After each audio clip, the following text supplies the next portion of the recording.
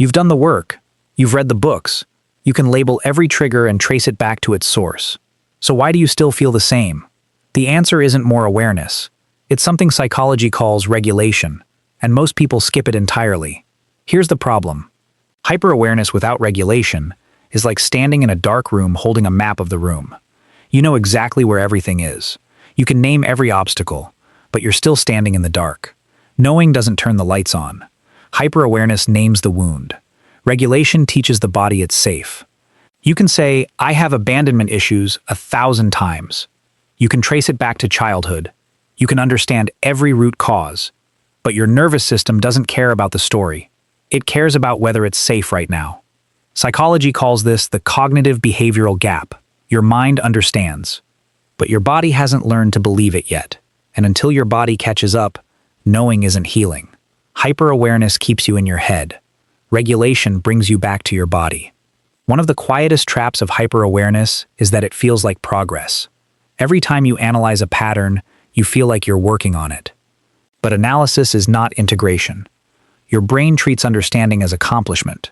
Meanwhile, your body is still holding the tension, still bracing for the same old pain. Regulation means teaching your nervous system that the danger has passed, and you can't think your way into feeling safe. Hyper-awareness explains the past. Regulation changes the present. This is the part most people miss. You can explain every dysfunctional pattern in your life with perfect accuracy, but explanation is not transformation. Understanding why you react a certain way doesn't change the reaction itself. Change happens when you interrupt the pattern in real time, when you notice the trigger rising and choose something different. Regulation is not insight, it's a skill, and like any skill, it requires practice, not just understanding. Hyper-awareness can become a form of avoidance. Here's the paradox. Sometimes the reason you keep analyzing is that it keeps you from actually feeling. As long as you're studying the wound, you don't have to experience it. Psychology calls this intellectualization. It's when the mind uses understanding as a shield against feeling. You think you're healing, but really, you're just staying one step ahead of the pain. True regulation requires you to stop studying the wound and start attending to it. Hyper-awareness knows the pattern. Regulation breaks it. You can describe your pattern perfectly. You know when it started, you know why you do it. But knowing the pattern isn't the same as breaking it.